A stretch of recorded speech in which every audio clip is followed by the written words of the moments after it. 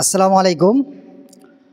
সীতেশনগর কবরস্থানের উন্নতিকল্পে আগামী 18ই ফেব্রুয়ারি মঙ্গলবার এক বিরাট ধর্মীয় জালসার আয়োজন করা হয়েছে। উক্ত জালসাতে আসাম, মুর্শিদাবাদ এবং ঝাড়খণ্ড সহ আরও বিভিন্ন জায়গার খ্যাতনামা ওলামাগণ উপস্থিত থাকবেন এবং এখানে কোরআন হাদিসের আলোচনা হবে। আমরা এখানে যা দেখতে পাচ্ছেন, আমরা কমিটিবৃন্দ এখানে আছি। আমাদের এই ভিডিওটা করার একমাত্র উদ্দেশ্য হচ্ছে যে সীতেশনগর একটা বিশাল বড় গ্রাম এবং ঐতিহ্যশালী গ্রাম। এখানে বিশাল একটা জুমা মসজিদ গড়ে উঠেছে, তার পাশাপাশি কবরস্থানের একটা খুবই প্রয়োজন। তাই এই জালসাটা এবার কবরস্থানের উন্নতিকল্পে হবে। সেজন্যই আপনাদের কাছে আপনারা যে যেখান থেকে ভিডিওটা দেখছেন আপনারা শেয়ার করবেন।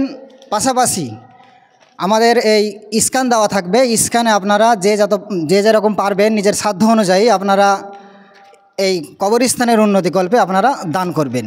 এটা আমরা বিশেষভাবে অনুরোধ রাখছি। আমাদের সীতেশনগর গ্রাম অনেক জনবসতি গ্রাম। দুর্ভাগ্যবশত হলেও আমাদের গ্রামে জুমা মসজিদ হয়েছে, মাদ্রাসা হয়েছে, প্রতি বছর সে উন্নতিকল্পে আদায় হয়। কিন্তু আমাদের এত বড় গ্রাম, জনসংখ্যা গ্রাম সত্ত্বেও আমাদের সরকারিভাবে কোনো গোরস্থান নাই। গোরস্থান না থাকার কারণে আমাদের মানুষ যে যেখানে পারছে নিজ ইচ্ছা অনুযায়ী বাড়ির কানটায়, কেউ বা কিছু দূরে, বাড়ির কাছেই এইভাবে মানুষকে কবরস্থান দিচ্ছে, মানে মানুষকে দাফন করছে। এইভাবে আমাদের গ্রামে দাফন হওয়ার ফলে কবরের কোনো যে মৃত ব্যক্তি সে গোরস্থানের কিছু মর্যাদা থাকছে না।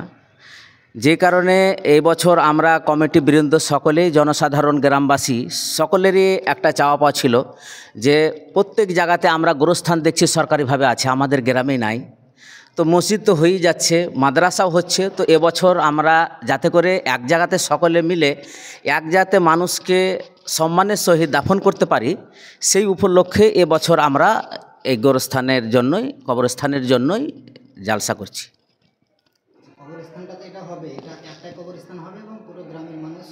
সেখানে অংশগ্রহণ করবে। হ্যাঁ, আমার নাম আব্দুল আলিম, আমি হচ্ছি কোষাধ্যক্ষ। আসসালামু আলাইকুম। এটা আমার মোটামুটি 7-8 বছর আগে থেকে এই আবদারটা ছিল গ্রামবাসীর কাছে।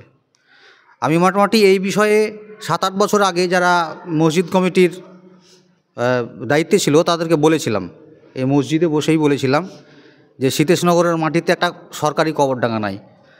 এমন দুস্থ মানুষ আছে, একদম গরিব মানুষ, যাদের কবরডাঙ্গা কেনার মতো সামর্থ্য নাই।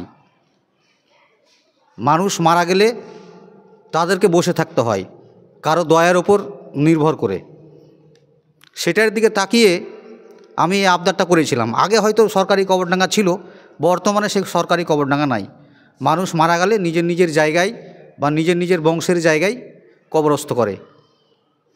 তো আমি বলবো জালসা কমিটিকে, এটা একটা খুব সুন্দর উদ্যোগ, এবং আমি বলবো গ্রামবাসীদের সবাইকে যে আপনারা মুক্ত হস্তে দান করুন।